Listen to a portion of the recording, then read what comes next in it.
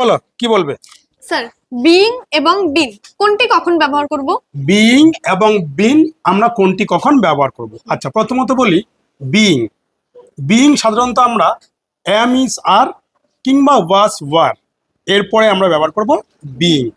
প্রথমত হচ্ছে when we want to describe temporary behavior, যখন আমরা অস্থায়ী কারো আচরণ প্রকাশ করতে চাই সেক্ষেত্রে আমরা ব্যবহার করতে পারি বিইং। যেমন তুমি বললে তুমি দুষ্টামি করছো কেন, সেক্ষেত্রে তুমি ইংরেজিতে বলবে why are you being naughty? তুমি দুষ্টামি করছো কেন। এবার যদি বলো সে খুব অভদ্র আচরণ করছে, সেক্ষেত্রে ইংরেজিতে বলবে he is being very rude. সে খুব অভদ্র আচরণ করছে। বা যদি বলো সে খুব দুষ্টামি করছে, সেক্ষেত্রে ইংরেজিতে বলবে হি ইজ বিইং ভেরি নটি। সে খুব দুষ্টামি করছে। তাহলে বোঝা গেল। এবার দ্বিতীয়ত হচ্ছে প্যাসিভ ভয়েস। ঠিক আছে, যখন আমরা বলতে চাই তোমাকে অনুরোধ করা হচ্ছে, তাকে জানানো হচ্ছে, তাদেরকে ডাকা হচ্ছে, ঠিক আছে, এইসব বাক্যের ক্ষেত্রে আমরা প্রথমে বসাবো অবজেক্ট। ঠিক আছে, অবজেক্টের পরে এম ইজ আর, তারপরে হচ্ছে বিইং, বোঝা গেল এবার।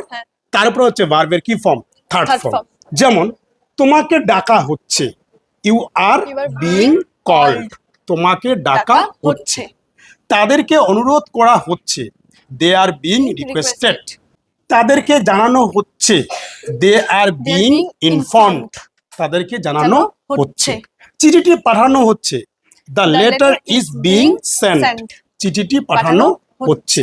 বোঝা গেল এবার। তৃতীয়ত হচ্ছে নাউন কিংবা জিরান হিসেবে ব্যবহার করতে আমরা ব্যবহার করি বিইং।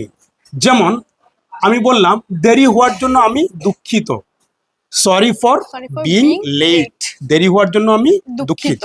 বা তুমি বললে সৎ থাকা খুব গুরুত্বপূর্ণ, being honest is very important, সৎ থাকা খুব গুরুত্বপূর্ণ। বোঝা গেল এবার। এবারে আসি বিন আমরা কোথায় ব্যবহার করব।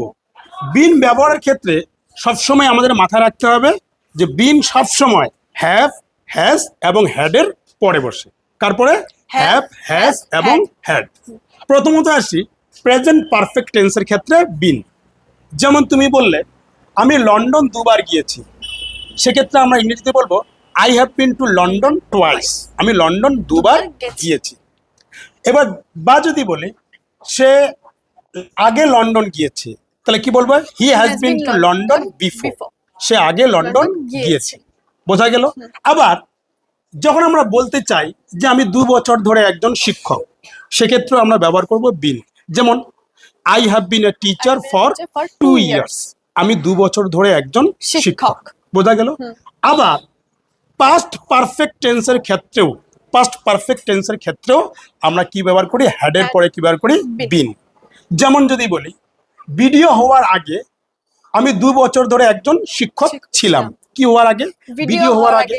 আর পাস্ট পারফেক্ট টেন্স আমরা জানি কোনো একটা কাজের আগে কোনো একটা কাজ যখন ঘটে সেক্ষেত্রে সেটা কি হয়? Past perfect tense. আর এক্ষেত্রে হ্যাড প্লাস কি হয়? ভি3। ভি3 বলতে বি এর ভি3 হচ্ছে বিন। ঠিক আছে, তাহলে যদি বলি যে আমি ভিডিও হওয়ার আগে 2 বছর ধরে একজন শিক্ষক ছিলাম, সেক্ষেত্রে আমরা ইংরেজিতে বলবো I had been a teacher for 2 years before I became the video. কি বললাম? I had been a teacher for 2 years before I became the video, মানে ভিডিও হওয়ার আগে আমি 2 বছর ধরে একজন কি ছিলাম? শিক্ষক ছিলাম। বোঝা গেল এবার। আবার প্রেজেন্ট পারফেক্ট কন্টিনিউয়াস টেন্সের ক্ষেত্রেও আমরা কিন্তু হ্যাভ, হ্যাজ এর পরে কি ব্যবহার করি? বিন ব্যবহার করি। যেমন তুমি যদি বলো আমি 2 ঘন্টা ধরে কাজ করছি, তাহলে কি বলবে? I have been working for 2 hours। এক্ষেত্রে subject plus have, has plus been বলে ভার্ব প্লাস আইএনজি, তারপর যেটা টাইম থাকবে সেটা পরে বসবে। সকাল থেকে বৃষ্টি হচ্ছে, it has been raining since morning, সকাল থেকে বৃষ্টি হচ্ছে। বোঝা গেল এবার। তাছাড়া যখন আমরা বলতে চাই তাকে জানানো হয়েছে, অর্থাৎ প্যাসিভ ভয়েস, তাকে জানানো হয়েছে, তাকে ডাকা হয়েছে, রিপোর্টটি পাঠানো হয়েছে, এই ধরনের বাক্যের ক্ষেত্রেও হ্যাভ, হ্যাজ এরপর আমরা কি ব্যবহার করি? বিন ব্যবহার করি। যেমন তুমি বলে রিপোর্টটি পাঠানো হয়েছে, the report The report has has been been sent. sent. Object আসবে, অবজেক্টের পরে হ্যাভ বিন হ্যাজ বিন কি অনুযায়ী, অবজেক্ট অনুযায়ী, তারপরে ভার্বের কি form, third Third form. form. রিপোর্টটি পাঠানো হয়েছে, the The report report has has been been Saint.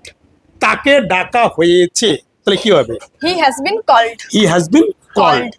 তাদেরকে জানানো হয়েছে যদি বলি, They have been informed. They have been informed, তাদেরকে জানানো হয়েছে। হয়েছে। তাহলে বুঝেছো এবার? হ্যাঁ। If you like the video, Please like, comment and share. share.